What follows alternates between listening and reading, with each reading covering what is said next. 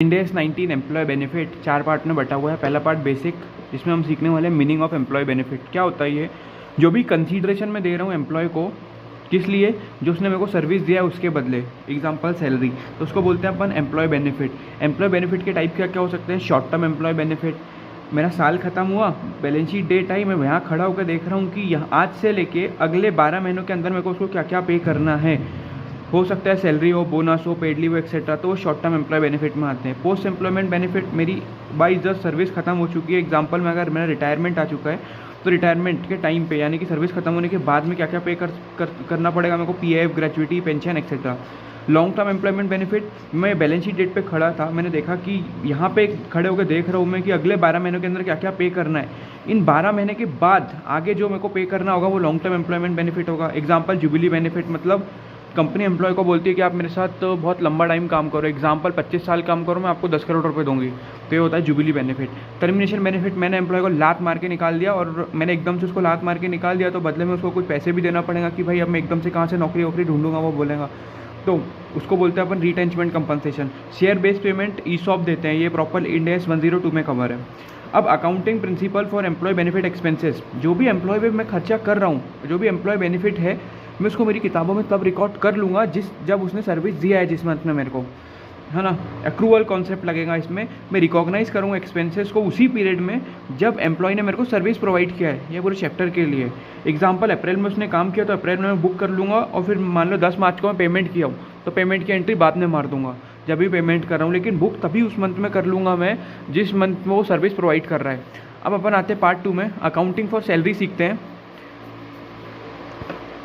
यहाँ पे क्या लिखा है? जब अक्रू हो गई मेरी सैलरी, जिस मंथ में मैं काम किया है उसी मंथ में मैं बुक कर लूँगा इसको, तो एंट्री क्या होगी? Salary account debit to salary payable, लेकिन यहाँ पे लिखा है एम्प्लॉय बेनिफिट एक्सपेंसेस।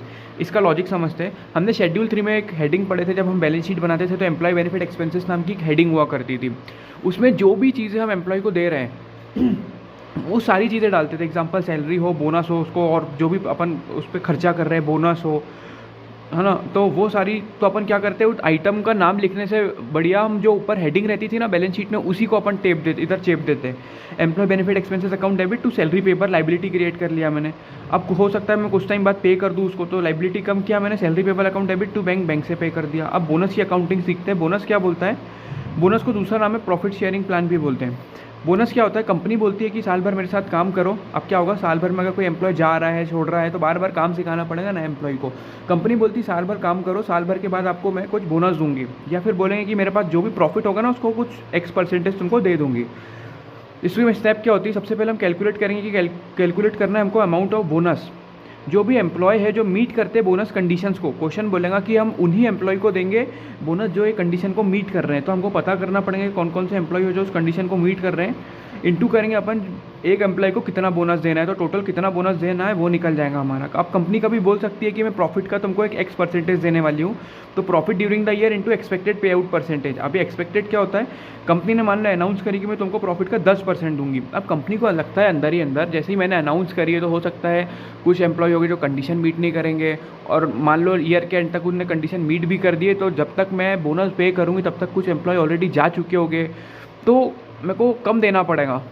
10 नहीं, 10 अनाउंस करी हुई तो हो सकता है 8 देना पड़े, एक्सपेक्टेड है वो, तो एक्सपेक्टेड पे आउट परसेंटेज से इंटू करूँगा। जनरल एंट्री क्या पास करूँगा मैं?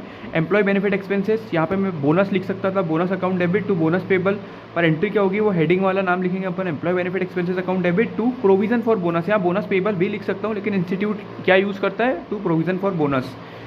ये एंट्री किया, लाइबिलिटी क्रिएट किया, अक्रूल जैसे भी, तो मैंने ये बुक कर लिया मेरी किताबों में, और जब पेमेंट की बारी आएंगी लाइबिलिटी कम किया और टू बैंक से पेमेंट कर दिया। क्वेश्चन का पॉइंट सीखता है। अट्रीशन रेट क्या होता है?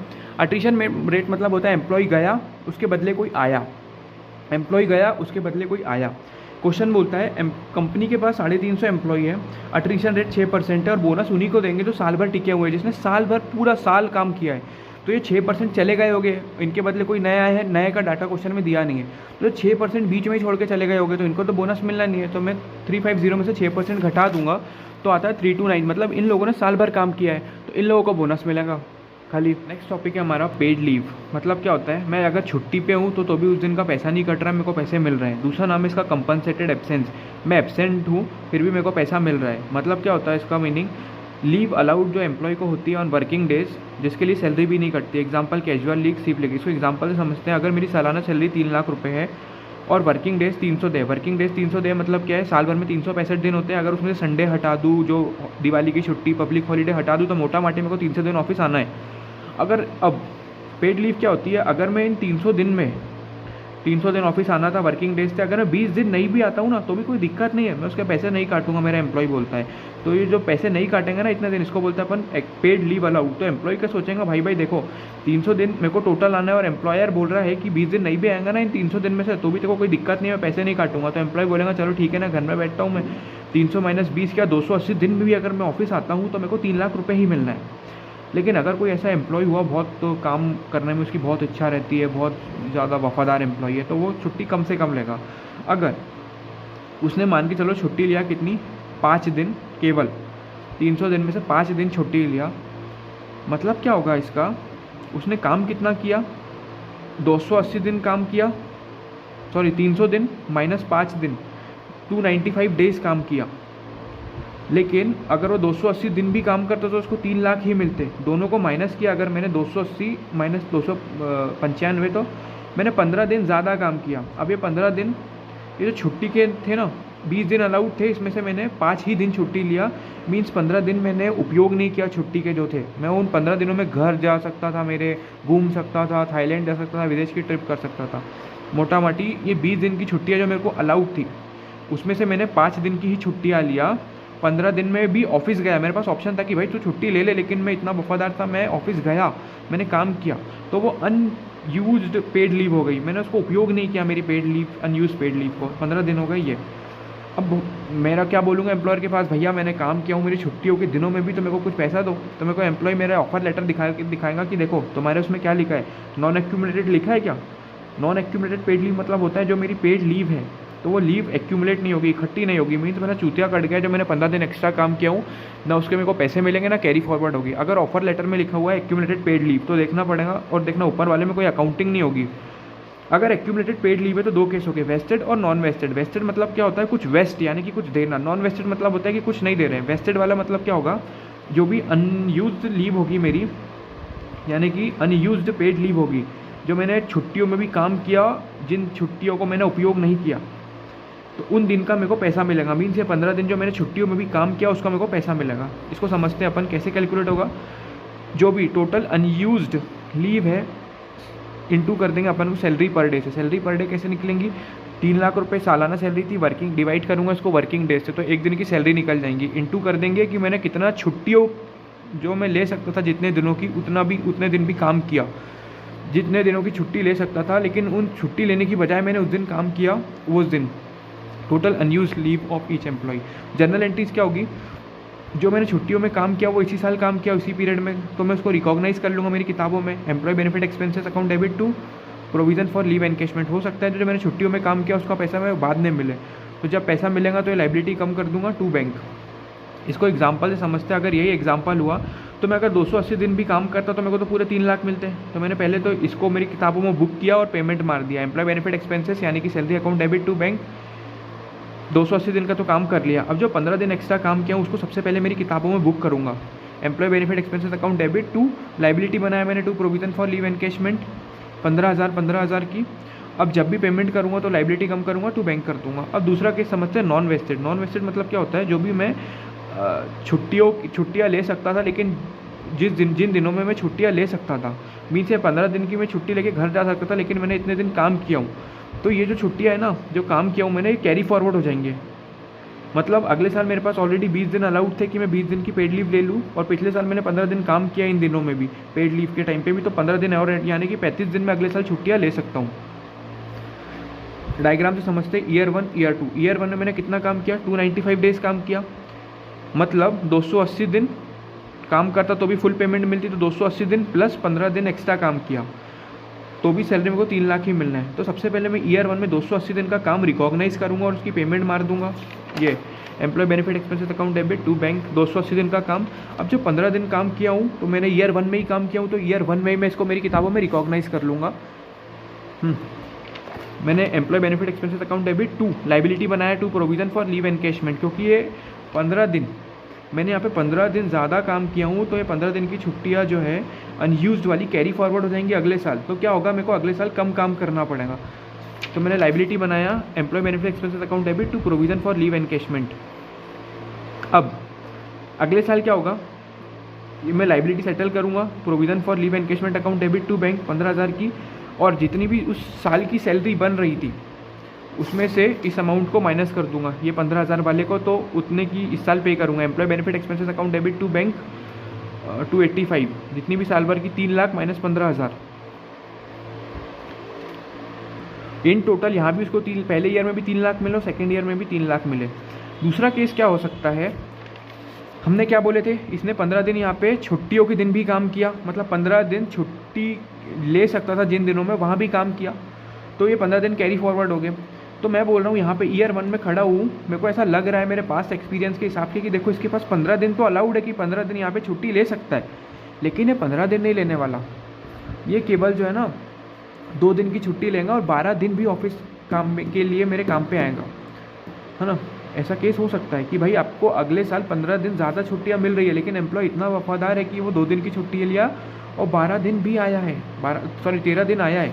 तो ये जो लाइबिलिटी बनेगी ना वो 13 दिन के हिसाब से बनेंगे। Employment benefit expense account debit to provision for leave encashment.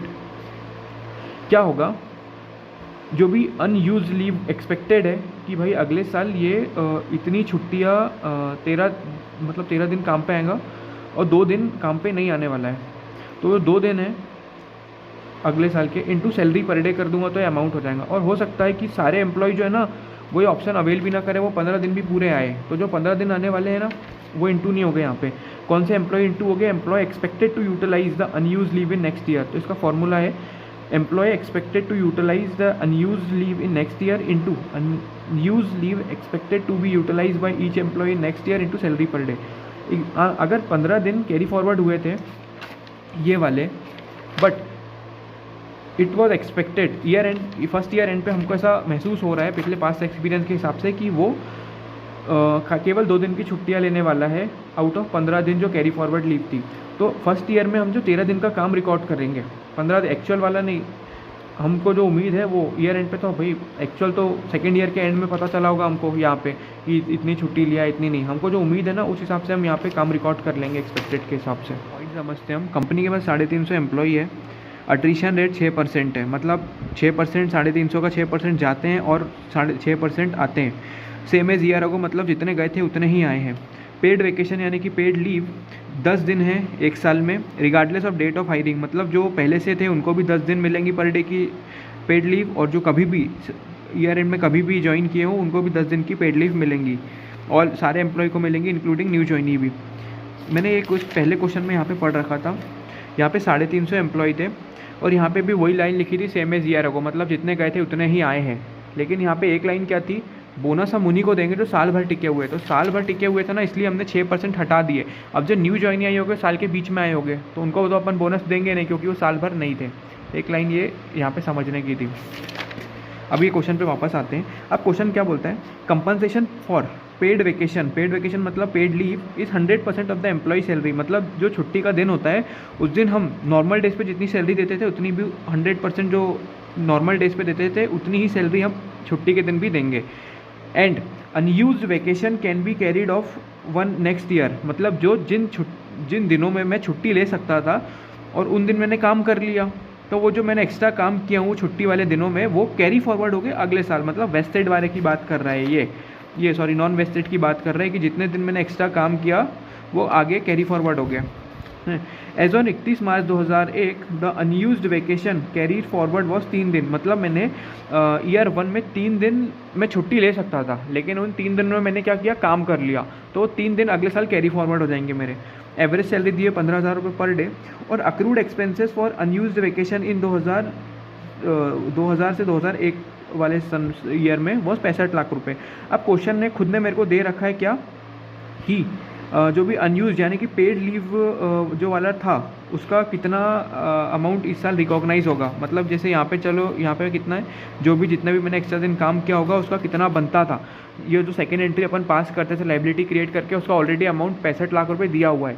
अगर मैं खुद से कैलकुलेट करूँगा तो हो सकता है 65 लाख के अलग आए, तो ऐसा करना नहीं है, जो क्वेश्चन में दिया है वही मान के चल लूँगा मैं, है ना। इसका मतलब क्या है, छुट्टी के दिन जो काम किया है वो कैरी फॉरवर्ड होगा, है ना। इस साल बुक कर लूँगा उसको मैं, या मीन्स लाइबिलिटी बना लूँगा, तो अब अमाउंट जो है ऑलरेडी 65 लाख का गिवन है मेरे को। अब ड्यूरिंग 2001-2 यानी कि अगले साल एम्प्लॉई ने क्या किया, 90 दिन की वैकेशन ली ऑन फीफो बेसिस, और सैलरी इंक्रीज़ हो गई 10% से।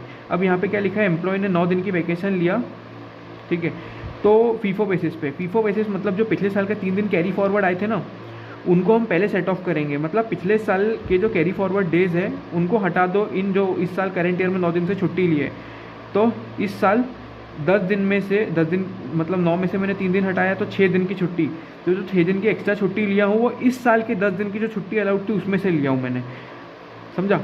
तो इस साल 10 में से अगर 6 दिन मैंने 10 दिन इस साल अलाउड थी और उसमें से मैंने 6 दिन की छुट्टी लिया, मतलब मैं 4 दिन एक्स्ट्रा काम किया हूँ। अनयूज्ड लीव सेकेंड ईयर में कितनी, 4 दिन हो गई। अब मेरे को बताना है कि कंपनी कैसे रिकॉग्नाइज़ करेंगे इस एक्सपेंस को ऑन 31 मार्च यानी कि AR2 में। अब as on 31 March 2002 total employee हमारे पास कितने थे, 350 एम्प्लॉय थे। उसमें से ओल्ड एम्प्लॉय कितने थे, 94%, क्योंकि 6% क्या है, नए जो गए होंगे उनके बदले आए होंगे, 6% नए एम्प्लॉय हो गए। अब जो ओल्ड एम्प्लॉय थे ना, उनके पास पिछले साल की भी कैरी फॉरवर्ड लीव होगी, तो हम कैलकुलेट करेंगे। अनयूज लीव मतलब जो मैंने छुट्टी वाले दिनों में भी काम किया हूँ वो सेकेंड ईयर में, वो कितने कैरी फॉरवर्ड हो गए अगले साल। अब मैं वहाँ पे ये सीखने वाला हूँ। पेड लीव अलाउ कितनी थी मेरे पास करेंट ईयर में, 10 दिन थी। पिछले साल की कैरी फॉरवर्ड हो गई कितनी आई है, 3 दिन आई है, ऑलरेडी मेरे को क्वेश्चन में गिवन है। हाँ, तो टोटल कितना इस साल अवेलेबल हो गए मेरे पास पेड लीव, 13 दिन। 13 दिन में से मैंने ले कितने लिया, 9 दिन, मतलब 4 दिन मेरे पास अभी भी मैंने लीव 9 दिन लिया था, मतलब 4 दिन मैंने नहीं लिया हूँ, मतलब 4 दिन, इन 4 दिनों में मैं ऑफिस आया हूँ और काम किया हूँ। अब नए एम्प्लॉय में क्या होगा, उनको करेंट कितनी लीव अवेलेबल थी सेकेंड ईयर में, 10 दिन। पिछले साल की कोई कैरी फॉरवर्ड होकर तो आई नहीं होगी उनके पास, तो टोटल अवेलेबल लीव कितनी होगी उनके पास, 10 दिन। मैंने ले कितनी लिया, 9 दिन की, मतलब एक दिन की नहीं लिया, मीन्स उस एक दिन में मैं ऑफिस आया होगा, एक दिन मेरी जो ये हो गई अनयूज लीव हो गई। इसका अमाउंट कैसे निकालेंगे अपन, जो सेकेंड एंट्री पास करते थे, नॉन वेस्टेड वाला केस है कि जो भी बची हुई छुट्टी है जो आपने इस साल ज़्यादा काम कर लिए थे वो अगले साल कैरी फॉरवर्ड होगी। तो कैसे निकालेंगे अपन, जो भी ओल्ड एम्प्लॉय थे ये कितने, ये 329 इंटू इनकी कितनी छुट्टियाँ बची हुई है, 4 दिन बची हुई है, इंटू एक दिन की सैलरी, ये 10% बढ़ा देंगे अपन, 15,000 में क्वेश्चन ने बोला था। अब न्यू एम्प्लॉय में 21 एम्प्लॉय थे, एक दिन की जो इनकी छुट्टी है वो बची हुई है, अनयूज लीव है, मतलब उनने एक्स्ट्रा काम कर रखे हैं, ये कैरी फॉरवर्ड होगी, इंटू कर देंगे अपन सैलरी से, तो ये अमाउंट आ गया। ये अमाउंट इस सेकेंड एंट्री में लिखते हैं अपन। अब फर्स्ट ईयर में जो अपन पेमेंट करते हैं ना करेंट ईयर की, वो नहीं देंगे क्योंकि क्वेश्चन में डाटा गिवन नहीं है। सेकेंड ईयर में एंट्री क्या होगी पता है, जो पिछले साल की जो लाइबिलिटी हमने बनाए थे उसको अपन सेटल करते तो वाली एंट्री होगी, अमाउंट 65 लाख ऑलरेडी गिवन था, और फिर इस साल में जो हमने अमाउंट निकाले थे उसकी एंट्री हो जाएंगी। एम्प्लॉयमेंट बेनिफिट मतलब एम्प्लॉयमेंट खत्म होने के बाद के बेनिफिट जो भी होते हैं, 2 टाइप के होते हैं, एक डिफाइंड कंट्रीब्यूशन प्लान होता है, एक डिफाइंड बेनिफिट प्लान होता है। डिफाइंड कंट्रीब्यूशन नाम में छुपा हुआ है, डिफाइन है, और कंट्रीब्यूशन यानी कि हम कोई कंट्रीब्यूट कर रहे हैं वो वाला प्लान। एग्जांपल समझते हैं PF से, गवर्नमेंट बोलती है कंपनी तुम्हारे पास एक एम्प्लॉय काम कर रहा है, कंपनी बोलती है हाँ तुम इसको पैसा देते जा रहे हो सालाना, ये क्या करेगा, पूरा पैसा उड़ा देगा, रिटायरमेंट के बाद ये क्या करेगा भाई, भीख मांगेगा क्या, नहीं, तो कंपनी काम करो, इस एम्प्लॉय के बिहाफ में कुछ पैसा तुम हमारे फंड के अंदर डालते जाओ, और इसके रिटायरमेंट पे हम लोग ना यानी कि फ़ंड वाले ये पैसा उसको दे देंगे। कंपनी तुम्हारी कोई जिम्मेदारी नहीं है इस पैसे को एम्प्लॉय को देने की, हम देंगे खुद, फंड वाले लोग इसको पैसा। डेफिनेशन क्या बोलती है, एंटिटी है, एक फिक्स कंट्रीब्यूशन करेंगे इस फंड के अंदर और एम्प्लॉय के बिहाफ में, और कोई भी ऑब्लिगेशन नहीं होगी इस कंपनी की ये पैसा एम्प्लॉय को देने की ऑन हिज रिटायरमेंट, यानी कि रिटायरमेंट के टाइम पे फंड ही इसको पैसा देगा। अब कितना पैसा उस फंड के अंदर डालना है, जो भी उसकी एनुअल सैलरी होगी इंटू कंट्रीब्यूशन का परसेंटेज क्वेश्चन में गिवन होगा। जनरल एंट्रीज क्या होगी, अक्रूवल बेसिस पे, साल भर उसने सर्विस प्रोवाइड किया तो अक्रूवल बेसिस के हिसाब से हमारी किताबों में रिकॉर्ड कर लेंगे उसको। तो employee benefit expense account debit to define contribution payable, जो फर्स्ट ये स्टेप में अमाउंट निकला था वो। अब जब भी हम पैसा इस फंड के अंदर डाल देंगे तो हम पेमेंट की एंट्री मार देंगे, डिफाइंड लाइबिलिटी कम किए, defined contribution payable account debit to bank. अब अपन आते हैं डिफाइंड बेनिफिट प्लान के अंदर। ये क्या बोलता है, देखो कंपनी बोलती है एम्प्लॉय को तुम मेरे पास काम कर रहे हो, मैं तुमको पैकेज देते जाता हूँ। अब इस पैकेज का कुछ परसेंटेज, वो पैकेज के अलावा उस पैकेज पे हम कुछ परसेंटेज लगाएंगे, वो पैसा हर साल मैं मेरे पास रखते जाऊंगी, और ये पैसा रिटायरमेंट के टाइम पे मैं तुमको दे दूंगी। पैकेज में से काट के नहीं, पैकेज का परसेंटेज मैं मेरे पास रखते जाऊंगी और रिटायरमेंट के टाइम पे तुमको पैसा दे दूंगी। एग्जांपल से समझते हैं इसको अपन। ए लिमिटेड प्रोवाइड करती है ग्रेचुइटी रिटायरमेंट के at the end of 5th year, मतलब 5वें साल में वो रिटायर हो जाएगा। ग्रेचुइटी कितनी है? 2% of final salary. Final salary मतलब ये जो लास्ट ईयर की सैलरी होगी ना, ये उसका 2%। For each year of service, हर साल की सर्विसेज के लिए 2%। किसका? फाइनल सैलरी का। एक्सपेक्टेड सैलरी 5th ईयर की दी है 5 लाख रुपए, डिस्काउंटिंग रेट जो है 10%, यानी कि ये जो 5th ईयर की सैलरी कितनी दी हुई थी? 5 लाख रुपए, इसका मैंने 2% निकाला तो कितना है? 10,000 रुपये। तो 10,000 रुपये हर साल का ग्रेचुइटी का अमाउंट होगा। फर्स्ट ईयर का 10,000, सेकेंड ईयर का 10,000, थर्ड ईयर का 10,000, फोर्थ ईयर का 10,000, 5th ईयर का 10,000। ये 10,000 रुपये जो आया है ना, इसको अपन ग्रेचुइटी का, इसको अपन बोलते हैं बेनिफिट। इसको अपन बोलते हैं बेनिफिट, ठीक है। क्या होगा अब? ये पहले साल का 10,000, सेकेंड ईयर का 10,000, तीसरे साल का 10, चौथे का, पाँचवें का 10, ये सारा पैसा हम देंगे 5th ईयर के एंड पे, यानी कि उसकी रिटायरमेंट पे। यानी कि ये 10, ये 10, ये 10, ये 10, टोटल 50,000 रुपये हम देंगे उसको 5th ईयर के एंड पे। लेकिन उनने तो सर्विस यहाँ पे प्रोवाइड कर दिया मेरे को, तो मैं अक्रूवल बेसिस के हिसाब से यहाँ पे रिकॉर्ड करूँगा मेरी किताबों में। लेकिन देना तो 10,000 रुपये है 5th ईयर के एंड पे, तो अभी आज के दिन मेरी किताबों में मैं रिकॉर्ड करूँगा इसका पीवी करके। मीन्स इस 10,000 को मैं खींच के लेके आऊँगा 1st ईयर के एंड तक, यानी कि इस 10,000 को मैं इंटू करूँगा 1 + RN वाले फॉर्मूले से। और एन में कितना ईयर लूँगा? इसको मैं कितना पहले खींच के लेके आ रहा हूँ? 1 साल, 2 साल, 3 साल, 4 साल पहले खींच के लेके आ रहा हूँ। 5 से मत कर देना, नहीं तो 5 में तो 1, 2, 3, 4, 5 यहाँ पर आ जाएगा। वो यहाँ तक हमको यहाँ तक खींचना है 1st ईयर के एंड तक। 10,000 को मैं खींच के लेके आया, एन में 4 ईयर लिखा, 1 साल, 2 साल, 3 साल, क्योंकि 4 साल पहले मैं यहाँ पे लेके आ रहा हूँ। वैसे ही जो सेकेंड ईयर के 10,000 थे उसको मैं खींच के लेके आया सेकेंड ईयर एंड तक। थर्ड ईयर वाले को खींच के लेके आया यहाँ तक, थर्ड ईयर के एंड तक। फोर्थ वाले को यहाँ तक। 5th ईयर वाले में तो 10,000 का 10,000 ही होगा। तो मैंने इसका पीवी कर लिया। अब ये दो अमाउंट के बीच का डिफरेंस, ये प्रेजेंट वैल्यू और ये 10,000, दोनों के बीच का डिफरेंस क्या है? इंटरेस्ट है। तो हम अब इसको समझते हैं इंटरेस्ट को। 1st ईयर एंड पे मैंने कितना रिकॉग्नाइज़ किया? 6830। अक्रूवल बेसिस पे मेरी इतनी जिम्मेदारी बनी थी कि भाई मेरे किताबों में रिकॉर्ड कर लूँगा। अब ये पैसा साल भर मेरे पास पड़ा रहा, तो इस पर मैं ब्याज भी लगाऊंगा। तो 6830 प्लस इस पर ब्याज लगाया 6830 पे जो साल भर मैंने यूज़ किया था, प्लस सेकेंड ईयर के एंड पे जो भी पीवी बनी थी वो यहाँ पे लिखा और तीनों को ऐड कर दिया। तो अब इतना पैसा मेरे पास पड़ा हुआ है एम्प्लॉय का।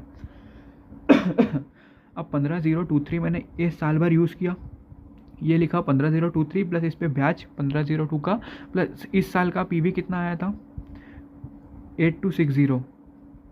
सेम ये, अब ये अमाउंट को मैंने साल भर यूज़ किया, ये अमाउंट लिखा, प्लस इस पे जो भी ब्याज लगा वो लिखा, और 4th ईयर एंड का प्रेजेंट वैल्यू वो लिख दिया। सेम टू सेम ये अमाउंट को मैंने साल भर यूज़ किया, इस पे ब्याज लगाया, और इस साल का जो भी मेरा करंट अपना पीवी था वो लिख दिया। अब ये जो इंटरेस्ट का है ना, वो बैलेंसिंग फिगर की तरह लेना, क्योंकि लास्ट में हमको पेमेंट तो 50,000 ही करना है। अब कुछ अपन टर्मिनोलॉजी समझ लेते हैं। ये जो 10,000 रुपये आए थे ना हर साल ग्रेचुइटी का, इसको बोलते हैं अपन बेनिफिट। जो हमने पीवी किए थे ना, इसको बोलते हैं अपन करेंट सर्विस कॉस्ट। ये 1st ईयर एंड की करेंट सर्विस कॉस्ट है, ये सेकेंड ईयर एंड की करेंट सर्विस कॉस्ट है, थर्ड ईयर एंड की करेंट ईयर सर्विस कॉस्ट है। अब इन सबको हम क्वेश्चन में कैसे करेंगे? हमने 3 टाइमलाइन से सीखे, अब क्वेश्चन में कैसे करना है वो समझते हैं। सबसे पहले स्टेप में हम निकालेंगे करेंट सर्विस कॉस्ट, जो हमने सेकेंड टाइमलाइन में पीवी निकालना सीखे थे ना वो।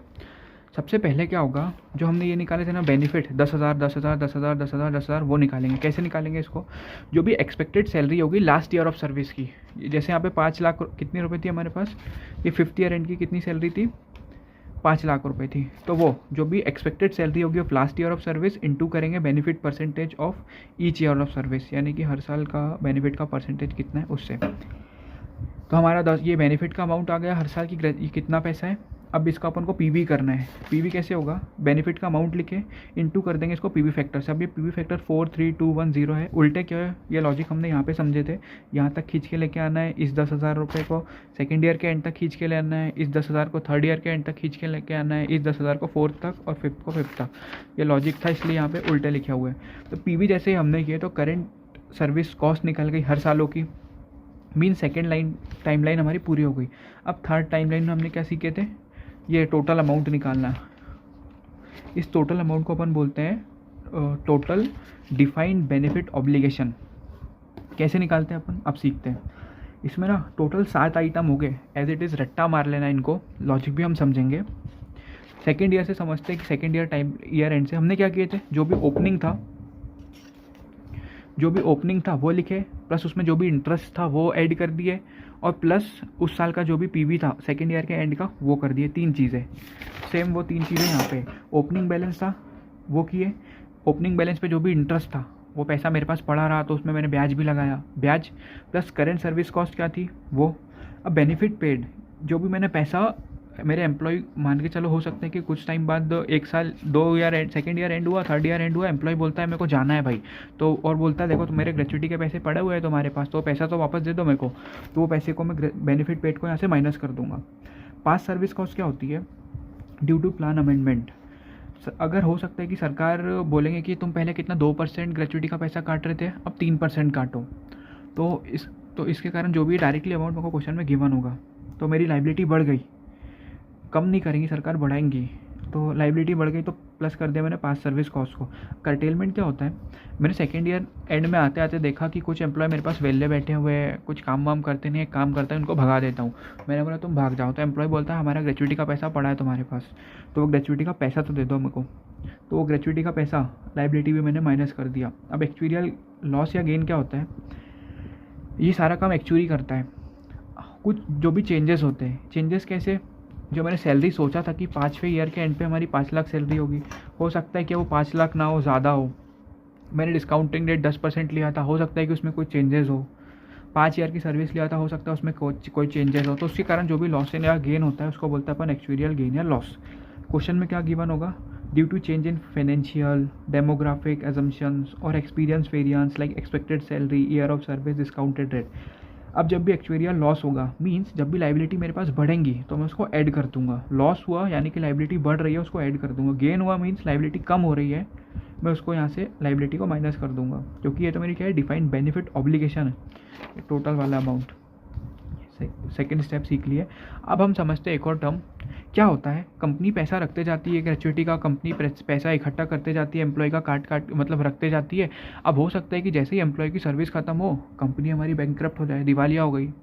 एम्प्लॉय बोलेगा मेरा तो चूतिया कट गया भाई, अब सरकार ये पैसे कैसे देंगी, उसके पास तो पैसे ही नहीं है। तो सरकार बोलती है रुको रुको एम्प्लॉय तुम चिंता मत करो, हम इसका जुगाड़ करते हैं। सरकार बोलती है कंपनी तुम जैसे जैसे ग्रेच्युटी का पैसा इनका इकट्ठा करते जा रही हो ना, वैसे वैसे अलग से एक अपने लेवल पे कुछ पैसा हमारे फंड के अंदर डालते चलो। उस फंड को, फंड यानी कि उस मटके में पैसा डालते चलो अलग से, जिसको हम बोलेंगे प्लान असेट। और जब भी तो ये एम्प्लॉय जाएगा ना, तो इस फंड में से पैसा निकाल के तुम दे देना उस एम्प्लॉय को।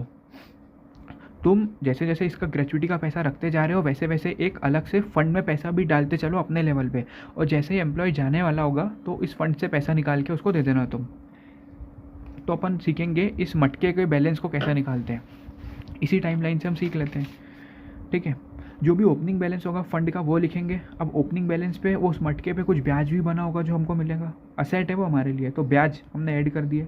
उस साल में हमने कंट्रीब्यूशन भी किए होंगे उस साल के एंड में, ठीक है। इस साल के एंड में उस मटके में कुछ पैसा भी डाले होंगे, वो भी ऐड कर दिया हमने। ये ओपनिंग बैलेंस प्लस जो भी उसमें इंटरेस्ट, एक्सपेक्टेड इंटरेस्ट। अब याद रखना जो हमने डिस्काउंटिंग रेट पढ़े थे ना 10% का, तो वही 10% का रेट इस इंटरेस्ट जो हमारे पास लाइबिलिटी थी उसमें भी ऐड करेंगे, और अपन ये मान के चलेंगे कि वही 10% हमको उस मटके में जो पैसा डाल रहे हैं उसमें उतना ही परसेंटेज ब्याज भी मिलेगा, अगर क्वेश्चन में अलग से नहीं दिया है तो। इस टेबल में 6 पॉइंट ऐड हो गए। सबसे पहले ओपनिंग, जो भी इंटरेस्ट बना था वो, कंट्रीब्यूशन जो हमने समझ चुके हैं। अब हो सकता है कि एम्प्लॉय चले गए तो इस मटके में से हम पैसा निकाल के पे कर देंगे उसको, बेनिफिट पेड। अब यहाँ पे लिखा है settlement amount paid on curtailment. Curtailment क्या होता है पहले समझा हमने, जब खाली बैठे हुए एम्प्लॉय हमको लग रहा है कि वेले बैठे, चलो इनको निकाल देता हूँ मैं। अब यहाँ पे क्या लिखा है लेकिन सेटलमेंट अमाउंट, इसको समझते हैं। हो सकता है कि एम्प्लॉय को देने को कितने रुपए बन रहे हो मेरे को, मैंने काट के 500 रुपये उसके जमा करके रखा हूँ ग्रेच्युटी के अमाउंट के, लेकिन मैं बोलता हूँ तुम एम्प्लॉय पहले जा रहे हो ना, तो मैं तुमको पूरे 500 रुपये नहीं दूंगा, मैं तुमको 400 रुपये दूंगा, ठीक है।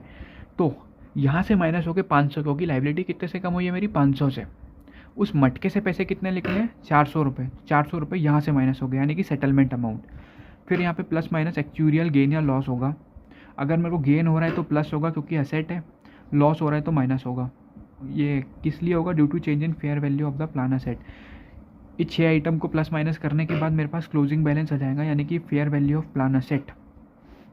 अब देखो, हम इस मटके में हम पैसा डाल रहे थे ईयर के एंड पे, हो सकता है कि ईयर के बीच में पैसा डाल दिया हमने, ये सेकेंड ईयर ख़त्म हुआ मेरा, पर हम पहले इस ईयर एंड पे पैसा डालते थे, हो सकता है कि हम बीच में पैसा डाल दिया हो, तो बीच का जो टाइम पीरियड होगा उसका ब्याज भी हम ऐड करेंगे।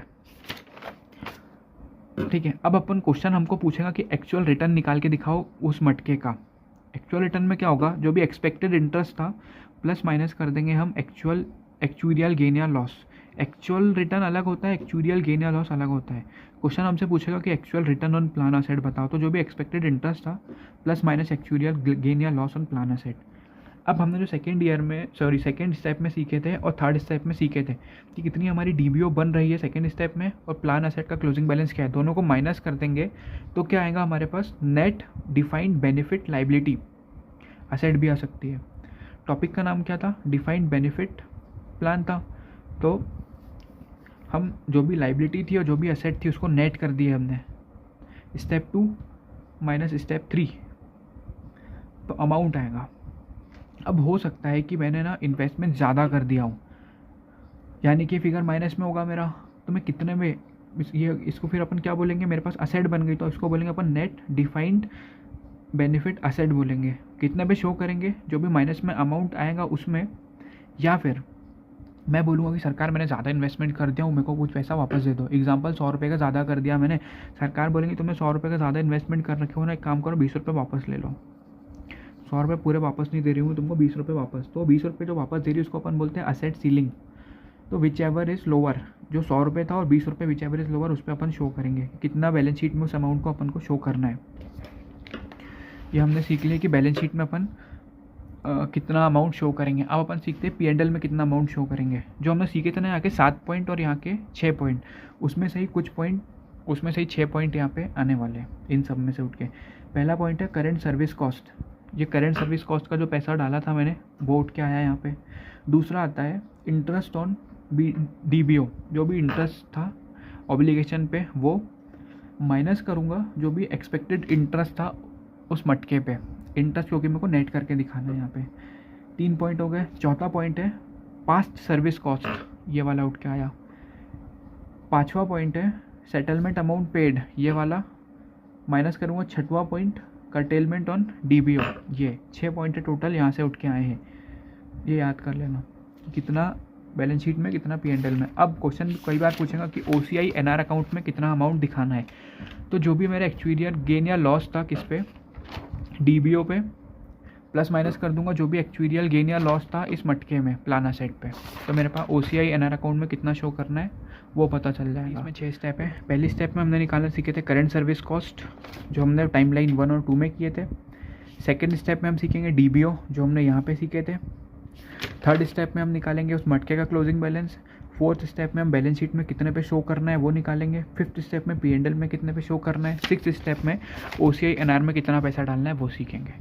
अब कुछ क्वेश्चंस वाले पॉइंट पे आते हैं हम।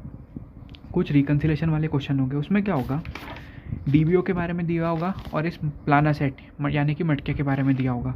ओपनिंग बैलेंस दिया होगा, इसमें क्लोजिंग बैलेंस गिवन होगा, बीच के कुछ आइटम्स गिवन होंगे और यहाँ पे कुछ बैलेंस आ रहा होगा। वो हमेशा बैलेंस एक्चुअरियल या गेन या लॉस होगा। सेम इसमें भी जब भी बैलेंस होगा वो एक्चुअरियल गेन या लॉस होगा। कैसा दिखेगा ये मैंने डब्बे बनाया, सारी चीज़ें फिल किया, क्लोजिंग बैलेंस भी फिल किया। ये ओपनिंग बैलेंस में सारी चीज़ें प्लस माइनस करने के बाद दोनों मैच नहीं कर रहे होंगे, तो जो बैलेंस होगा वो एक्चुअरियल गेन या लॉस होगा, सेम दोनों डब्बों में। अब next question, net interest on net defined benefit liability. कि नेट डिफाइंड बेनिफिट लाइबिलिटी हमने यहाँ सीखे थे, net defined benefit liability to be shown in balance sheet each year. अब क्वेश्चन ने इसके आगे एक वर्ड लगा दिया नेट इंटरेस्ट, मतलब जो भी इंटरेस्ट ऑन DBO था, ये DBO माइनस जो भी इंटरेस्ट हमको मिलने का था इस मटके पे, दोनों को माइनस कर दो, वो अमाउंट होगा ये वाला। अब एक और पॉइंट समझते हैं हम। ये टाइमलाइन है, मटके की fair value, opening fair value 10 lakh रुपए दी है। 30 सितंबर को हमने इस मटके से पैसा निकाल के पे कर दिए और 30 सितंबर को इस मटके में पैसा डाल भी दिए। ईयर एंड पे भी इस मटके की फेयर वैल्यू दी हुई है। कंपाउंडिंग बोलता है हाफ ईयरली हो रही है, मतलब क्या होगा, इसमें इंटरेस्ट हर हाफ ईयरली यानी कि हर 6 महीने में इंटरेस्ट लगेगा। और जो भी इंटरेस्ट का अमाउंट होगा वो प्रिंसिपल में प्लस होगा, यानी कि प्रिंसिपल प्लस इंटरेस्ट, फिर जो भी अमाउंट आया है फिर उस अमाउंट पे यहाँ पे इंटरेस्ट लगेगा, प्रिंसिपल प्लस इंटरेस्ट, फिर जो भी अमाउंट होगा फिर उस पर इंटरेस्ट लगेगा यार इस पीरियड के लिए। नॉर्मल इंटरेस्ट रेट दिया हुआ है for 6 month period is 10% per annum, मतलब समझेंगे। While effective interest rate for 12 month period is 10.25%। क्या बोलता है ये? कंपाउंडिंग इसने बोला था कि हाफ ईयरली होगी, मीन्स अगर 10 लाख पे मैं, ये 10% कितना था, सालाना था, तो 6 महीने में कितना होगा 5%। 10 लाख पे मैंने 5% लगाया, फिर 10 लाख रुपए प्लस 5% कितना अमाउंट आता है, 10 लाख रुपए प्लस 5% किया तो 10,50,000 रुपये मेरा यहाँ पे अमाउंट बना। अब इस पे वापस से 5% ऐड किया तो इस पीरियड का इंटरेस्ट आया, तो कितना आया 11,25,000। ये है। ऐसा एक ऑप्शन ये है कि ऐसा हो सकता है। दूसरा ऑप्शन क्वेश्चन ने क्या दिया है, इफेक्टिव इंटरेस्ट रेट, मतलब क्या है 10 लाख पे आप हर 6 महीने का मत लगाओ, सीधे 12 महीने का लगा दो। तो अब क्या करो, 10% ब्याज मत लगाओ, सीधे 10.25% लगा दो तो भी सेम ही अमाउंट आना है, यानी कि इफेक्टिव इंटरेस्ट रेट है। देखो ये 10 लाख रुपए था, इस पर मैंने 10.25% लगा दिया तो भी सेम ही अमाउंट आता है, वो कह रहा है ये। तो उसको सॉल्यूशन कैसा होगा, 2 तरीके से हो सकता है, ये 10% वाले से भी और 10.25% वाले से भी।